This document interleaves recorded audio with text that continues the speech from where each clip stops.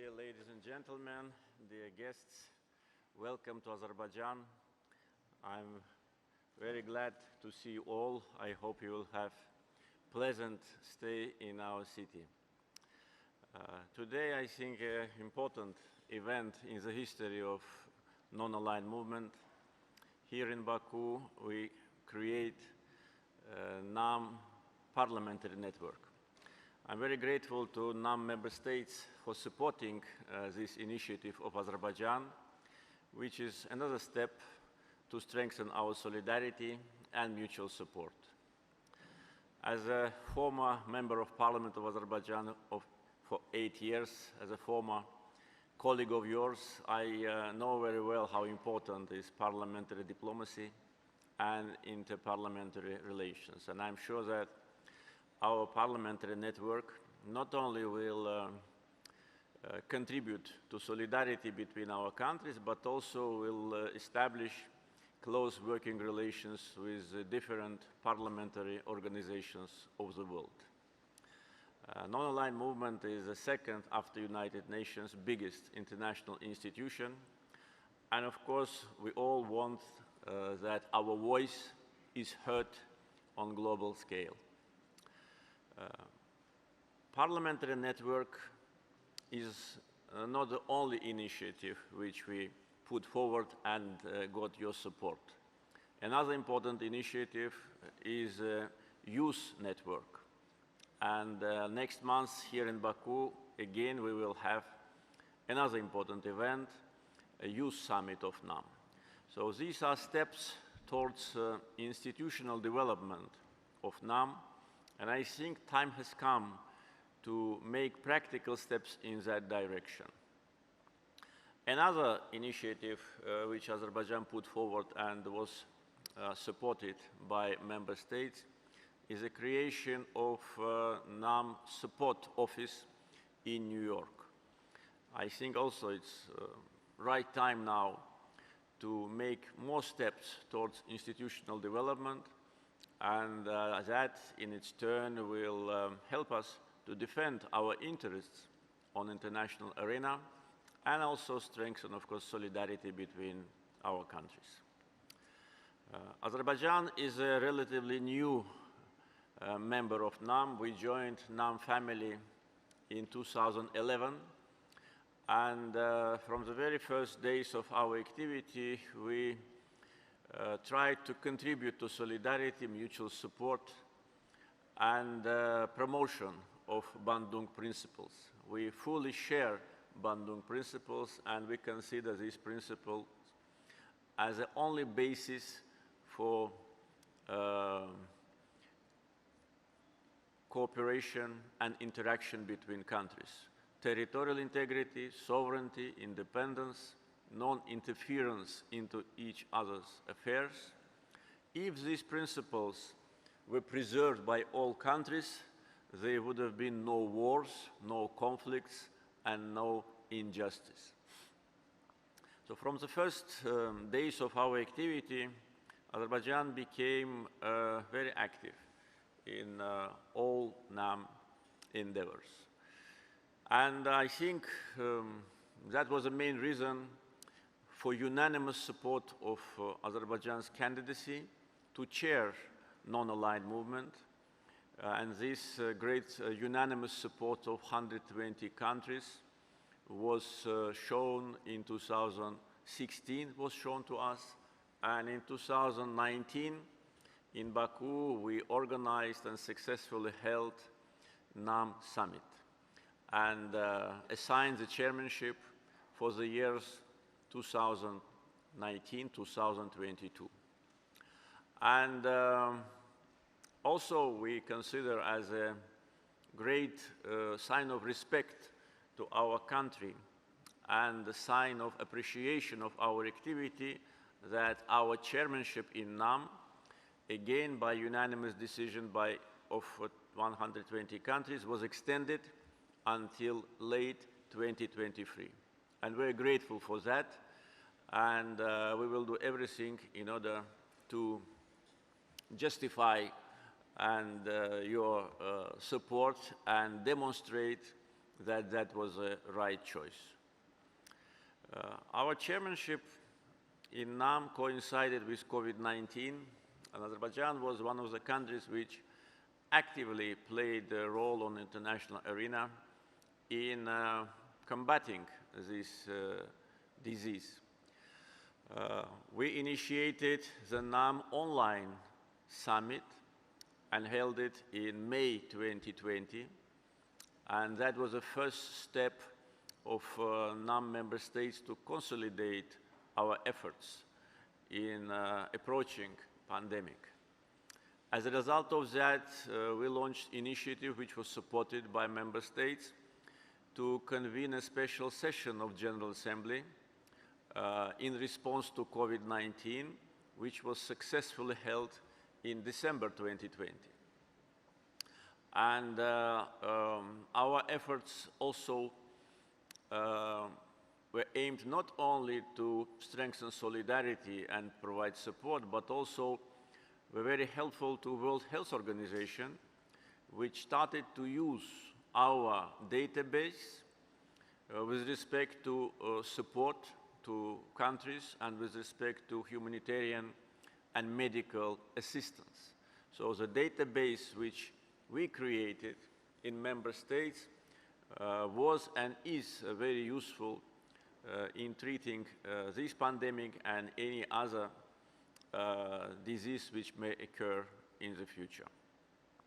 We provided financial support and humanitarian support to more than 80 countries. Also, we made a donation of $10 million to World Health Organization, and half of that money was assigned directly to NAM member states. So our efforts with respect to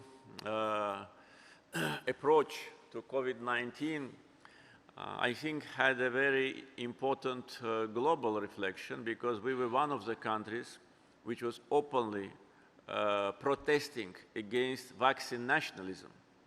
We all remember in the early days and months of pandemic, some countries, wealthy countries, were stockpiling vaccines maybe 3-4 times more than they needed, and thus not allowing other countries to get access to vaccines. We all witnessed that wealthy countries were using absolute majority of the vaccines, while other countries were helpless. And therefore, our struggle against vaccine nationalism was also supported by United Nations. And I think that also had a very important impact on fair distribution of vaccines. So in other words, Azerbaijan always was demonstrating its position on regional issues, on global issues, and of course, as a chair of NAM, we will continue to fight against injustice, against violation of international law, against selective approach to different conflicts, and against discrimination. We also witnessed the great support of NAM member states. As I said, unanimous decision to assign chairmanship of NAM and then to extend it was a clear demonstration of attitude of countries towards Azerbaijan. Another important sign of solidarity we saw in the most difficult times of our country, when we were liberating our territories after almost 30 years of Armenian occupation. We were fighting on our own land. We were restoring justice, restoring international law, but unfortunately, some countries launched a campaign against us, campaign of discreditation, slander, and blackmail. And unfortunately, this was not only a verbal campaign or public accusations. Some countries tried to bring this issue, our due course, to United Nations, to Security Council, but our friends, members of NAM at that time, members of UN Security Council blocked anti-Azerbaijani statement and blocked the attempt of accusation against Azerbaijan, and thus did not allow pro-Armenian global forces to attack Azerbaijan. We are very grateful for that, for your solidarity. And once again, I'd like to say that we were restoring justice. Azerbaijan, a country which faced one of the biggest injustices in the world, occupation by Armenia of almost 20% of our territories, which resulted in ethnic cleansing. 1 million of Azerbaijanis became refugees and internally displaced persons. Our historical and religious heritage was erased by Armenian occupants. And now visitors of liberated territories can see it with their own eyes. This barbarism, vandalism, and desecration of our mosques, and destruction of our religious and cultural monuments. These are all facts. No one can ignore it, no matter how pro-Armenian forces and their supporters want to neglect. They are not able to neglect these facts, because already thousands, maybe tens of thousands of people visited liberated territories, including foreign visitors, of course, politicians, members of parliament, chairmen of parliaments, and journalists and experts and ordinary people, visitors. We put an end to that. We restored justice and international law. And when, in 2019, in Baku, I was speaking at the NAM summit, I was saying that we will defend justice and international law.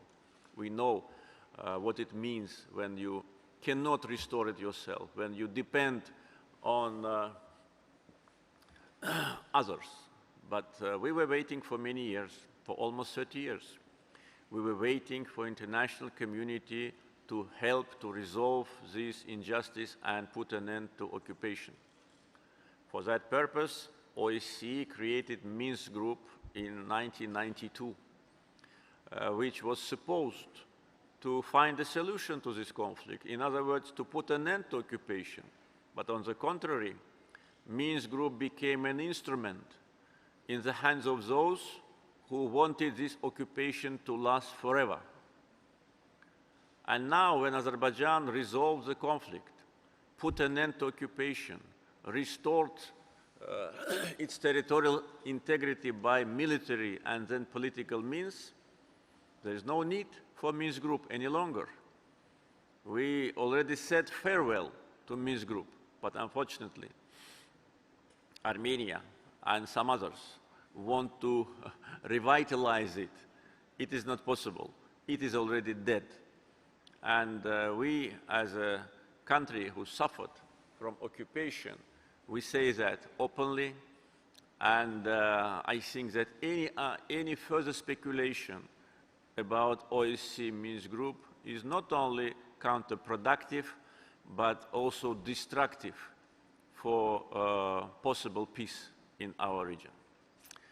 On 10th November 2020, after 44 days of liberation, war, patriotic war, Armenia had to capitulate and to admit its defeat, and then was forced to liberate the remaining territories which were not liberated on the battlefield.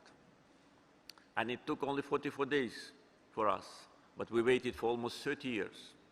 And during the years of occupation, on many occasions, speaking on different international events, I was calling for sanctions to be imposed on Armenia and saying that the only way how to resolve this problem peacefully is to impose sanctions on Armenia.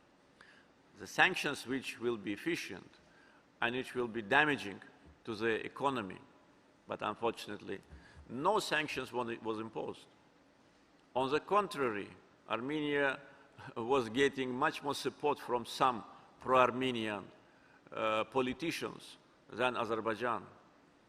And as we saw the only purpose of Minsk group activity was to freeze the conflict and to keep our lands under occupation forever.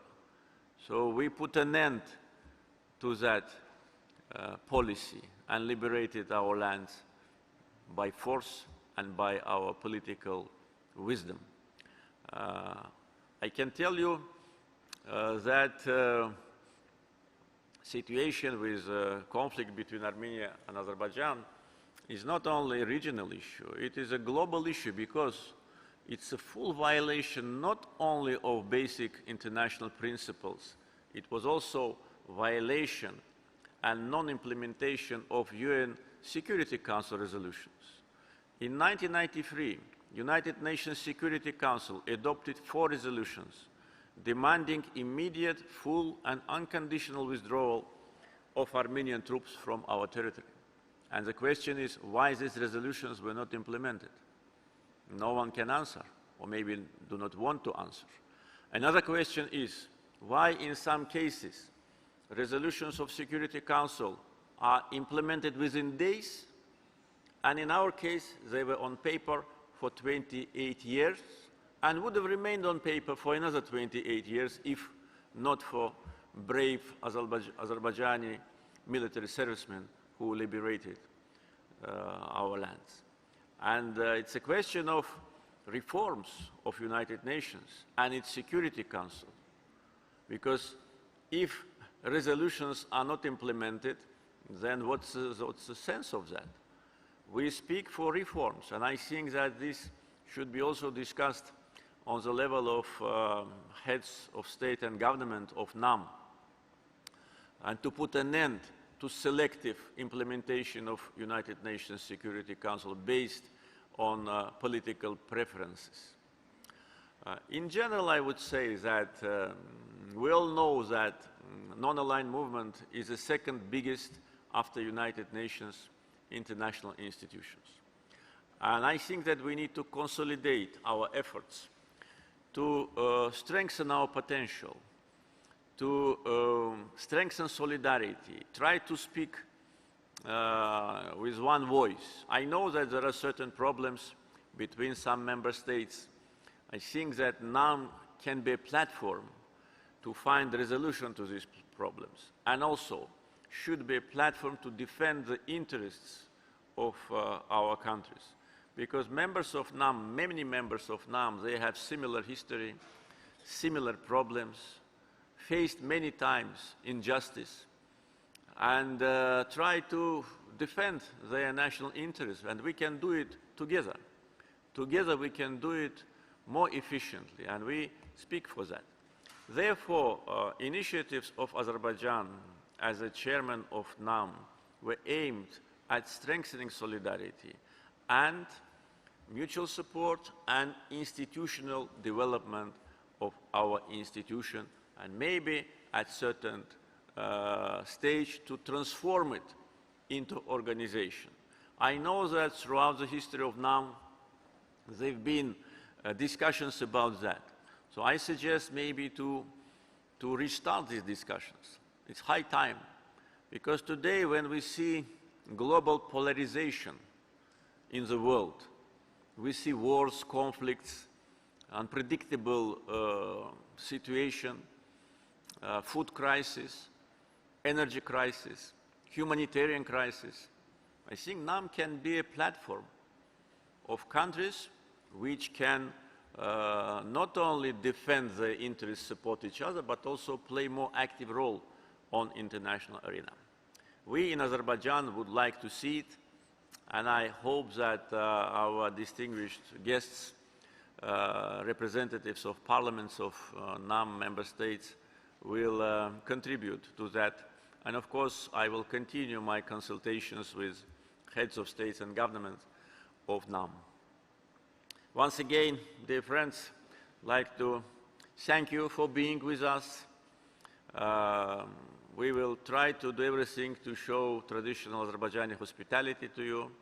I hope that the conference will be not only very productive, but also be a good chance for interaction, to establishing closer contacts.